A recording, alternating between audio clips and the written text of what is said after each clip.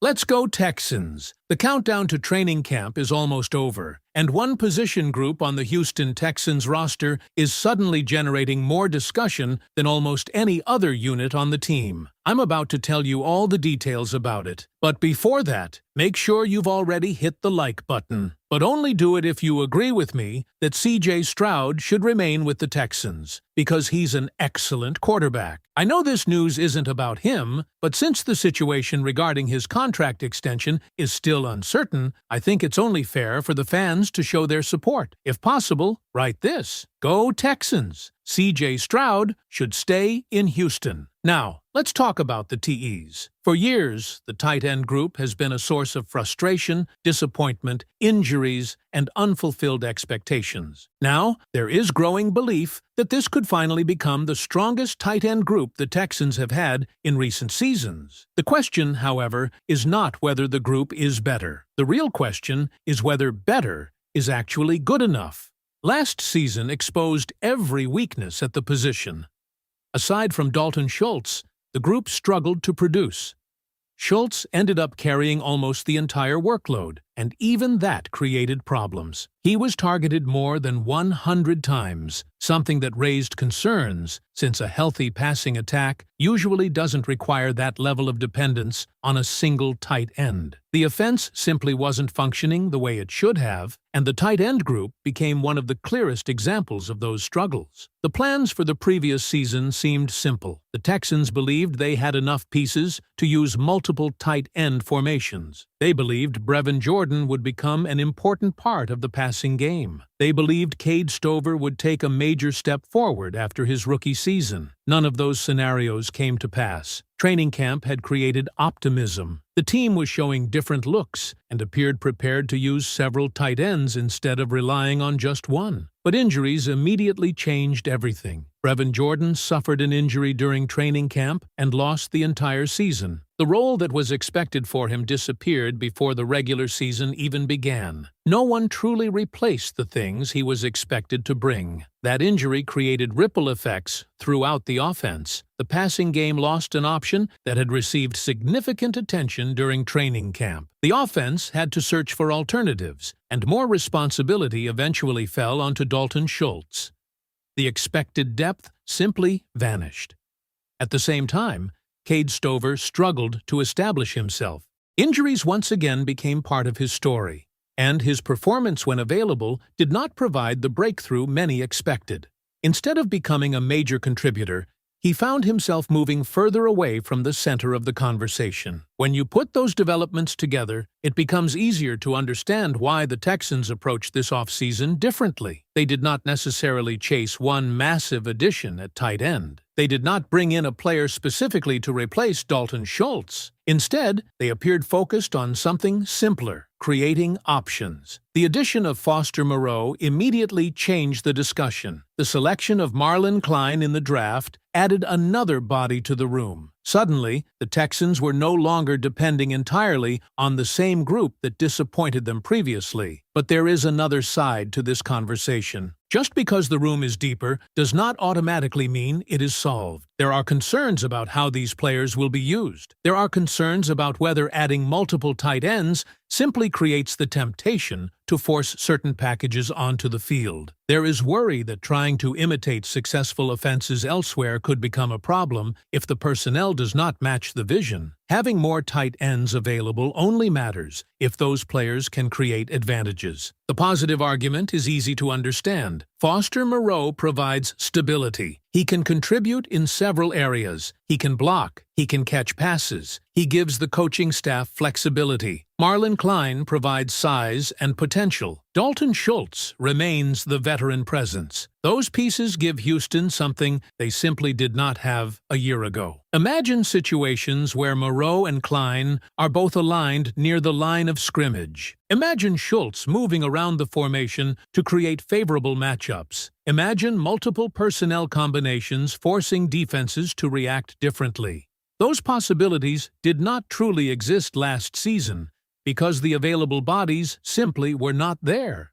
However, potential and production are not always the same thing. One of the largest discussions surrounding this offseason revolves around Marlon Klein. His selection generated strong opinions because many believed there were other options available. Some viewed him as a developmental prospect. Others viewed him as a player who needs time. The problem with that approach is simple. The Texans need help now. This is not a position that can wait several years for development. Tight end is important to what this offense wants to become. There are opportunities to get onto the field immediately. Unlike some positions where rookies can sit and learn, tight ends can contribute through specific skills. A player does not need to do everything perfectly. He only needs to bring one useful skill that the coaching staff can use. Because of that, expectations for Klein are already becoming significant. There is a belief that he must immediately prove he is better than Cade Stover. If he cannot establish himself ahead of Stover, serious questions will emerge regarding the selection and the overall evaluation process. That does not mean Klein cannot become an important player. Many people like his potential. Many see physical tools worth developing. But there is a difference between liking a player and selecting him with the expectation that he becomes part of the solution right away. The Texans cannot afford another season where the tight end room provides very little beyond Dalton Schultz. Schultz himself remains an interesting conversation. The organization committed to him beyond a single season, turning the situation into a 2-year commitment. Opinions differ regarding that decision. Some believe it provides stability. Others wonder whether his production will continue to fluctuate. His recent seasons have created something of a pattern.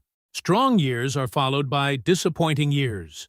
Good stretches are followed by frustrating stretches. The challenge now becomes determining which version of Dalton Schultz the Texans will receive moving forward. Even with those questions, there was no obvious free agent star available to transform the position. The market did not present a clear answer. There was no player that everyone pointed to and said Houston missed a major opportunity. Several tight ends changed teams, but many of those players received contracts that would have required significant investments. The Texans instead chose a more modest approach with Foster Moreau. That decision reflects the entire philosophy of this offseason at tight end. More bodies, more flexibility, more options. Whether that translates into better football remains unknown. Another fascinating aspect of this conversation involves Brevin Jordan. The expectations surrounding him are different now. Previously, there was pressure for him to become the clear second tight end. Now, he enters a crowded room where he no longer carries those same expectations. That may actually help him.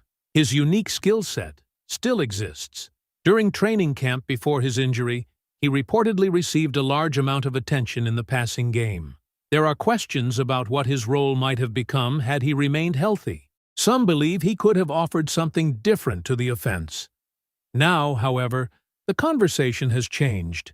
He is no longer viewed as someone who must carry the room. Instead, he becomes one option among several.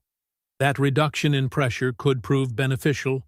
Meanwhile, Cade Stover remains one of the most difficult players to evaluate. Reports have suggested he looks better physically. There have been discussions about possible versatility and different responsibilities. Yet questions continue to surround his future role. Injuries have repeatedly interrupted his development, and expectations have become increasingly modest. The reality is that both Stover and Jordan enter this camp fighting for relevance inside a crowded room. And perhaps that is the biggest difference from previous years. Competition finally exists. There was a time when the Texans entered camp with very few alternatives. They simply hoped certain players would improve. They hoped players would stay healthy. They hoped development would happen naturally. Those hopes failed. Now the room contains more names, more competition, and more uncertainty. Some observers have even joked that several players are battling to become the second tight end, despite perhaps being viewed elsewhere as third or fourth options. While that criticism may sound harsh, it reflects the reality surrounding this position. Nobody truly knows how this group will perform. What people do know is that the room looks deeper than it has in years. The challenge for the coaching staff is taking those pieces and building something functional. Depth alone does not guarantee success. Potential alone does not guarantee development. Training camp will begin answering those questions. Can Marlon Klein contribute immediately? Can Foster Moreau stabilize the position? Can Brevin Jordan finally stay healthy? Can Cade Stover take a step forward? Can Dalton Schultz maintain his production without carrying the entire room himself? Those questions now define one of the most important position battles on the roster. For the first time in several seasons, the tight end room is not being discussed simply because of weakness. It is being discussed because there are possibilities. There are options. There is competition. At the same time, expectations remain careful because recent history cannot be ignored. The Texans believed they had answers before. Those answers never arrived. Now another opportunity stands in front of this group.